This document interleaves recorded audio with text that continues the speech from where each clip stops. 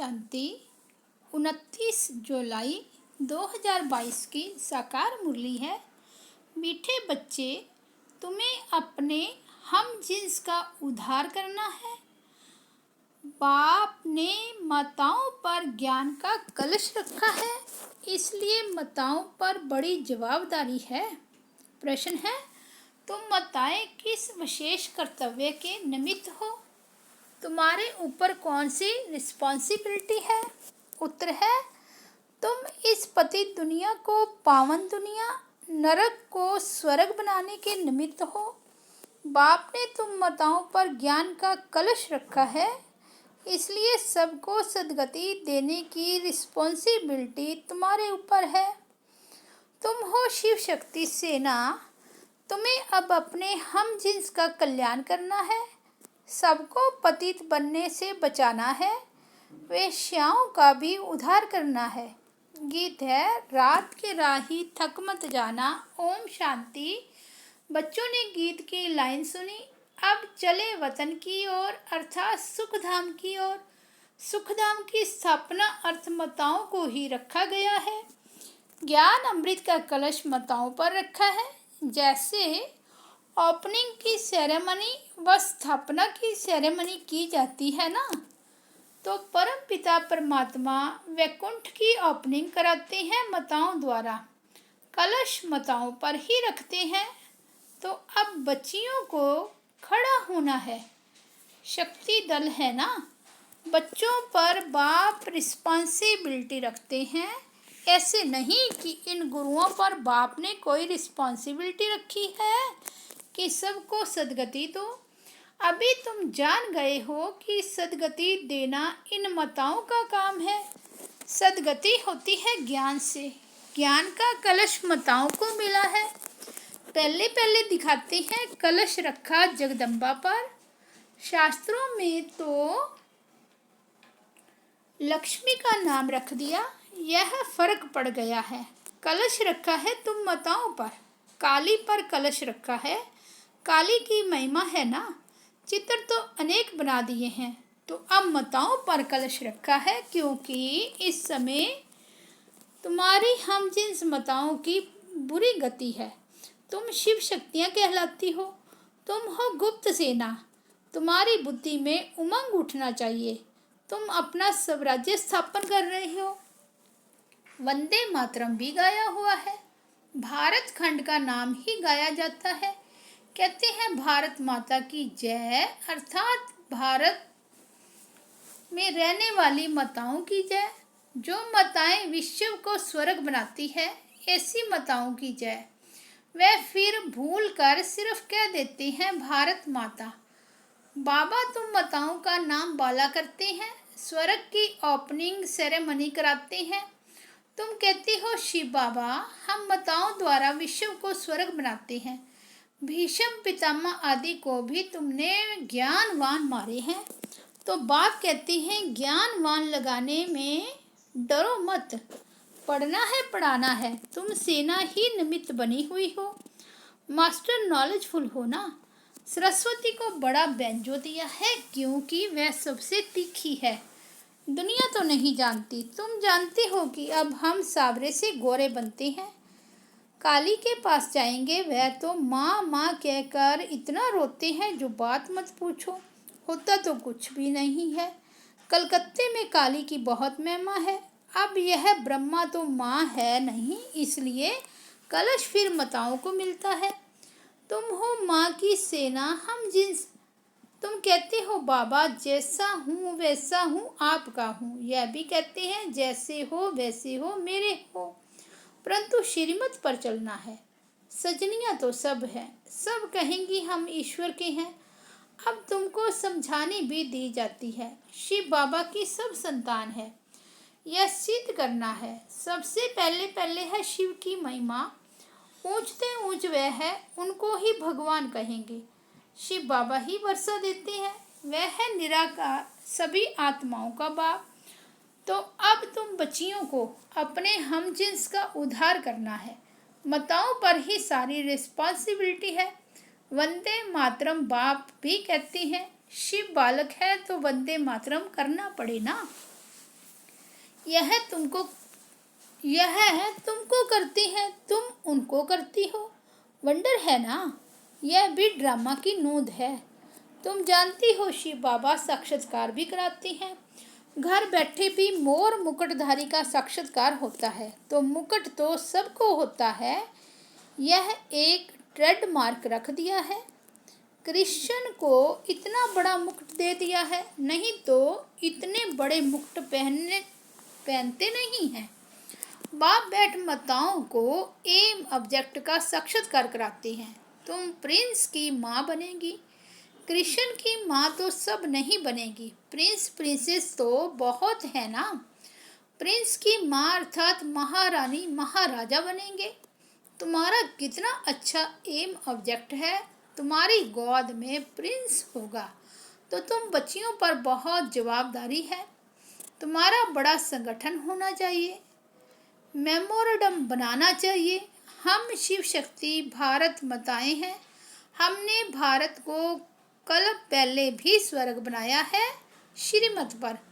माताओं को बहुत होशियार होना चाहिए। आजकल तुम्हारी हम जिन्स पर बहुत मार पड़ती है, विष के लिए तो रड़ी मारनी चाहिए। गवर्नमेंट को कहना है हम कल्प भारत को पवित्रता के बल से स्वर्ग बनाते हैं। इसमें हमको यह विघ्न डालते हैं। हम पवित्र रहना चाहती हैं, साथ में यह पुरुष भी कहेंगे बराबर पवित्रता अच्छी है। लोग दवाइयों आदि से बच्चा पैदा होना बंद करती हैं, परंतु इससे तो कुछ भी नहीं होगा। बाप समझाते हैं पवित्र बनो। तुम माताओं के साथ मददगार गोप भी हैं। बच्चियों को खड़ा होना चाहिए, जलवा दिखाना चाहिए। गवर्नमेंट को कहना चाहिए कि भगवान बाप कहते हैं पवित्र बनो। शिव बाबा के बच्चे तो सभी हैं, तो भाई भाई हो गए। फिर प्रजापिता ब्रह्मा की संतान होने से भाई बहन ठहरे। अब नई दुनिया स्थापन हो रही है। शिव बाबा की संतान प्रजापिता ब्रह्मा के बच्चे भाई बहन ठहरे, विष की लेन देन कर न सके। यह है युक्ति। कल पहले भी बाप ने ऐसे ही पवित्र बनाया था। हम माया रावण पर जीत पाते हैं। ये रावण ही भारत का बड़ा दुश्मन है। रावण से हारे हार है। राम आकर इन पर जीत पहनाते हैं, परंतु अब तक कईयों का पति आदि में मोह ऐसा है जो बात मत पूछो। अभी तुम माताओं को कलश मिलता है, समझाना है कि हम तो स्वर्ग के द्वार खोलती हैं। उन्होंने कलश लक्ष्मी को दिखाया है, परंतु लक्ष्मी तो है ही पवित्र। वह ज्ञान कलश रखकर क्या करेगी। ज्ञान का कलश है जगदम्बा पर। अब परम पिता परमात्मा ने फरमान निकाला है कि काम महाशत्रु है। जो इन पर जीत पाए वही श्रेष्ठाचारी बन स्वर्ग के मालिक बनेंगे। तुम बच्चों का आपस में बहुत लव होना चाहिए। ब्रह्मा कुमार कुमारियों की जैसे सेना इकट्ठी हो। कोई को तो पता भी नहीं है कौन कौन कहाँ है। सभी सेंटर्स के बच्चों को तो बुला भी नहीं सकते। माताओं को बंधन बहुत है, बच्चों को भी संभालना है, नहीं तो पुरुष रिपोर्ट कर देती हैं।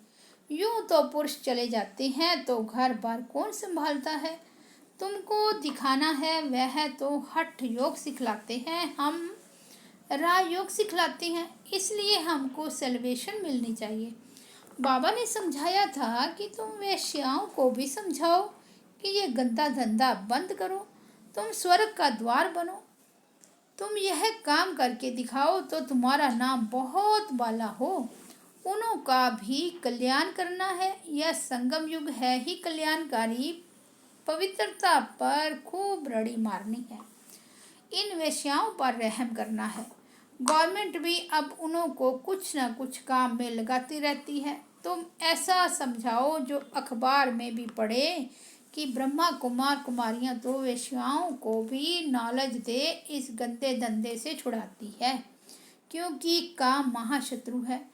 इनसे तुम पतित गंदे बनते हो। यह दुनिया ही भ्रष्टाचारी है ना।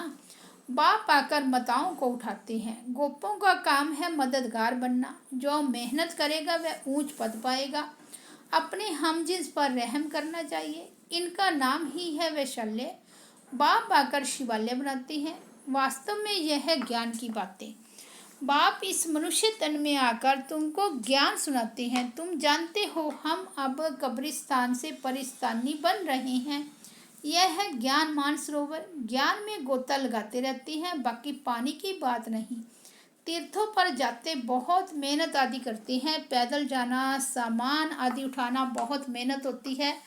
अब तुम समझ गए हो, बाबा मनुष्य तन में बैठ ज्ञान स्नान कराते हैं। बाकी परियां आदि कोई नहीं है। तुमको ज्ञान परी बनाने वाला बाबा है। कितनी अच्छी अच्छी बातें धारण करने की है। बच्चियां खड़ी हो जाए तो बहुत काम कर सकती है। जाना तो तुम माताओं को है। बोलो, जहाँ भी वेश्याएं हैं उन्हों का संगठन बनाओ, बड़ों बड़ों को समझाओ, परंतु ऐसे भी नहीं बाहर से कहते रहो हमारा तो एक दूसरा ना कोई, और अंदर में और कोई खींचता रहे। ऐसे भी काम ना चल सके। बाप का सच्चा बच्चा बनना है। वह चेहरा खुश मिजाजी का कहाँ। अरे बेहद के बाप से मिलने जाते हैं तो दौड़ते दौड़ते आकर खुशी से मिलना चाहिए। हम तो जाकर बाबा की गोदी का हार बने। थक नहीं जाना है। तुम्हारी याद ही दौड़ी है। वह जिस्मानी दौड़ी है, यह तुम्हारी रूहानी दौड़ी है। चेहरा खुशी में खिल जाना चाहिए। कोई का पति गुम हो जाए फिर आकर मिले तो स्त्री गलियों में दौड़ती दौड़ती बावरी मिसल आकर मिलेगी। यह फिर बेहद का पतियों का पति है। उससे डरना क्या है जिससे स्वर्ग का वर्षा मिलता है। उसे तो भाग भाग कर आए मिलना चाहिए। अच्छा, मीठे मीठे सिकिलते बच्चों प्रति माता पिता बाप दादा का याद प्यार और गुड मॉर्निंग। रूहानी बाप की रूहानी बच्चों को नमस्ते। हम रूहानी बच्चों की रूहानी बाप दादा को याद प्यार गुड मॉर्निंग और नमस्ते। धारणा के लिए मुख्य सार है। फर्स्ट पॉइंट है, बाप का सच्चा सच्चा बच्चा बनना है। अंदर एक बाहर दूसरा ना हो। याद की रूहानी दौड़ में आगे जाना है। खुश मिजाज बनना है। दूसरा पॉइंट है, आपस में बहुत बहुत प्यार से रहना है। शिव शक्ति सेना का संगठन तैयार कर अपनी हम जिन्स को बचाना है। पवित्र बनने और बनाने की युक्ति रचनी है। वरदान है, श्रेष्ठ स्मृति द्वारा सुखमय स्थिति बनाने वाले सुख स्वरूप भव। स्थिति का आधार स्मृति है। आप सिर्फ स्मृति स्वरूप बनो तो स्मृति आने से जैसी स्मृति वैसी स्थिति स्वतः हो जाएगी। खुशी की स्मृति में रहो तो स्थिति भी खुशी की बन जाएगी, और दुख की स्मृति हो तो दुख की स्थिति हो जाएगी। संसार में तो दुख बढ़ने ही है, सब अति में जाना है। लेकिन आप सुख के सागर के बच्चे, सदा खुश रहने वाले, दुखों से न्यारे सुख स्वरूप हो। इसलिए क्या भी होता रहे लेकिन आप सदा मौज में रहो। स्लोगन है, समय रूपी खजाने को व्यर्थ से बचाना यही तीव्र पुरुषार्थी की निशानी है। मतेश्वरी जी के अनमोल महावाक्य। भारत का प्राचीन योग परमात्मा द्वारा सिखाया हुआ है। अपना ये ईश्वरीय योग भारत में प्राचीन योग के नाम से मशहूर है। इस योग की अविनाशी योग क्यों कहते हैं? इस योग को अविनाशी योग क्यों कहते हैं? क्योंकि अविनाशी परम पिता परमात्मा द्वारा सिखाया गया है। भले योग और मनुष्य आत्माएं भी सिखाती है, इसलिए योगा आश्रम वगैरह खोलते रहते हैं, परंतु वो प्राचीन योग सिखला नहीं सकते। अगर ऐसा योग होता तो फिर वो बल कहाँ। भारत तो दिन प्रतिदिन निर्बल होता जाता है। इससे सिद्ध है वह योग अविनाशी योग नहीं है। जिसके साथ योग लगाना है वह खुद ही सिखला सकता है, बाकी औरों से तो योग लगाना ही नहीं है, तो फिर सिखलाएंगे कैसे? यह तो स्वयं परमात्मा ही कार्य कर सकते हैं। वही हमें पूरा भेद बता सकता है। बाकी तो सब तरफ कहते रहते हैं हम योग सिखलाएंगे। यह तो हम जानते हैं कि सच्चा योग तो खुद परमात्मा ही सिखलाए। सूर्यवंशी चंद्रवंशी घराना स्थापन कर दैवी राज्य स्थापन करते हैं। अब तो प्राचीन योग भी परमात्मा आकर कल्प कल्प हमें सिखलाता है। तो आत्मा मुझ परमात्मा के साथ निरंतर योग लगाओ तो तेरे पाप नष्ट हो जाएंगे। अच्छा, ओम शांति, ओम शांति।